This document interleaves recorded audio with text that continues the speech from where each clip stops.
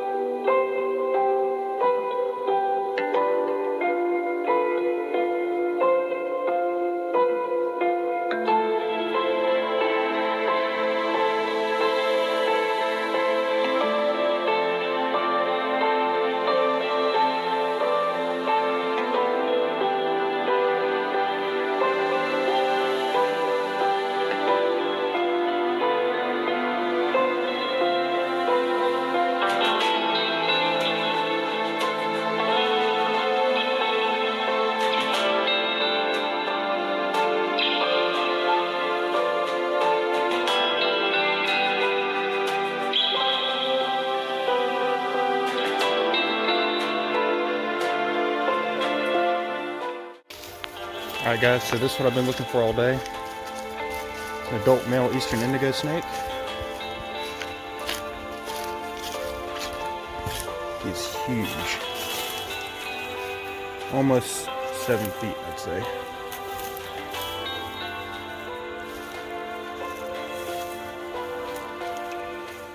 Just gonna go straight for this burrow.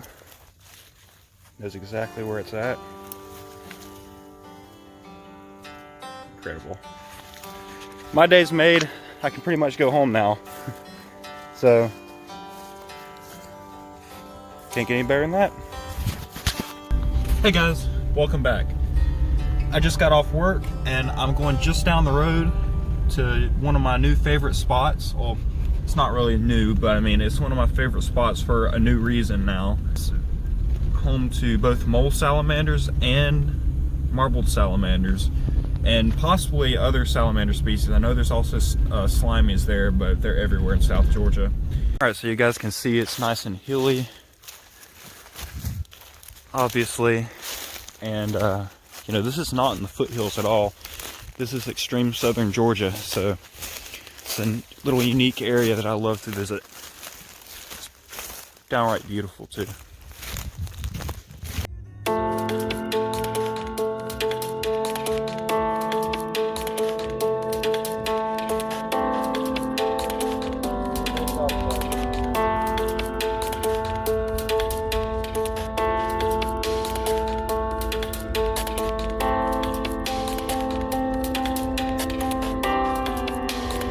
Alright, so this is where I find most of my salamanders at this spot, so we're gonna check this out for a little bit, and if there's not much moving, I might just head on home.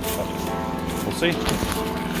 For marbled salamanders, it's perfect because they can lay their eggs on the dry land and the leaf litter under logs and stuff like that. And once the rains come, this place will flood. You can look at the trees and see that the water comes up to about here.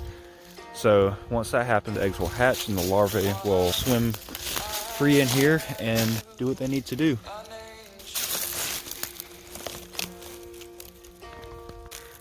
So there's a nice log up here that had multiple marbled salamanders under it last time, so I'm gonna check it right after this one. Real easy to see them immediately. There's one right there. Heck yeah. Beautiful. So that was a male. Last time there was a gravid female under there as well, but I didn't see her this time. So she could be inside the log because that's where she ended up going last time. So yeah, I'm gonna leave that alone and check some of these other logs because some of these other ones look really good. Alright, so I just flipped another male and he's got a beetle on him. Excuse me, Mr. Beetle. He was inside it. But wow, that's a good looking one. Beautiful salamander. Holding the light. I'd never seen these in the wild, so That's incredible. This is the habitat, perfect for marbled salamanders. And in the past I found mole salamanders here, so I was like, okay, you know, their close relatives are here. This is a great habitat for them. I knew this would be a perfect spot to find these guys. But as far south as I am in Georgia, I just thought, you know, it'd be pretty unlikely. So I wasn't sure, but, you know, it's the right time of year. They're waiting on the rain, and it's just the conditions are perfect to find them. So now I'm finding them in abundance, which is pretty crazy. Alright guys, so I just flipped this piece of bark here and got this nice slimy under it. I believe I can fly. Okay. I've not seen that many slimy salamanders so far this season. And this is typically when their movement starts picking up. And it's been so dry lately, I think that's one of the main reasons I haven't seen more of these this year. They do like the drier kind of climate, but you know, they are still a salamander, so they can always use the nice rains that we get usually at this time of year. But hopefully that'll pick up soon and I'll start seeing more of these little beauties because they're usually very common.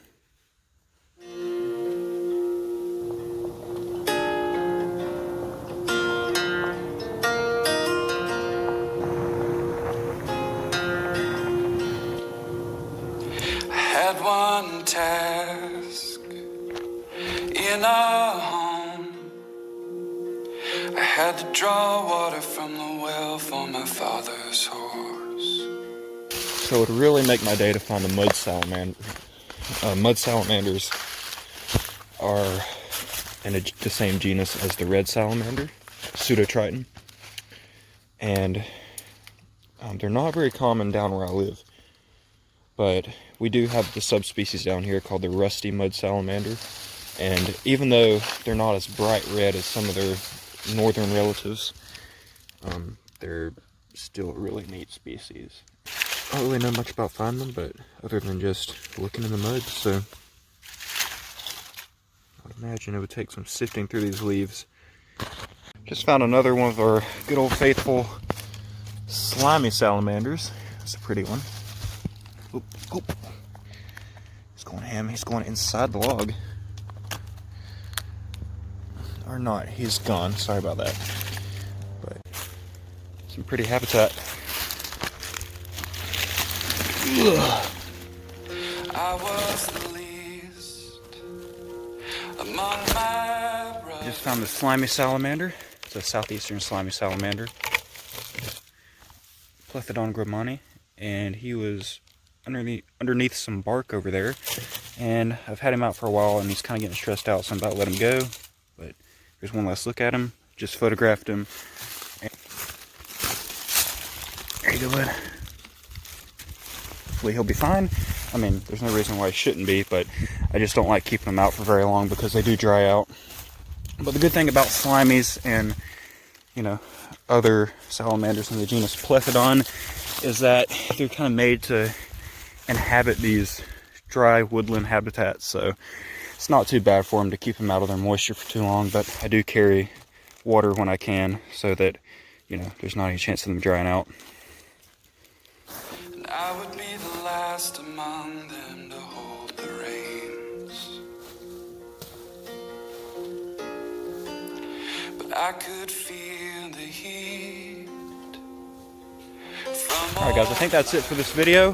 Hope you guys enjoyed once again. Saw some pretty cool salamanders. That Indigo was really incredible. That thing had to be around 6.5 feet, it looked like. It's always awesome to see a snake like that, and I'm hoping to see a lot more very soon because it's getting colder here in South Georgia. And if that happens, you tend to see a lot more of those guys, and hopefully I'll find an eastern diamondback before too long because they usually start coming out around this time also. Pretty soon the amphibians are going to start ramping up. I'm going to see a lot more salamanders. I'm hoping to find a tiger before the year ends. That would be flipping awesome. And I know they're around here, so it's just a matter of finding a location that has a good population. So my next trip is going to take me down to southern Florida in a few weeks. We're going to go road cruising in the Everglades and hopefully find some awesome stuff. You know, every time I go down there, I haven't been that many times, but every time I go, it's always something new. It's always a good time, whether it's invasives or just finding the native stuff in the Everglades, which honestly I enjoy more. And hopefully we'll be able to rack up a few more lifers along the way. It would be awesome if I found another mud snake. That would totally just make the trip for me. But Anyway, we'll see you in a couple weeks. Thank you guys for tuning in, and I'll see you next time.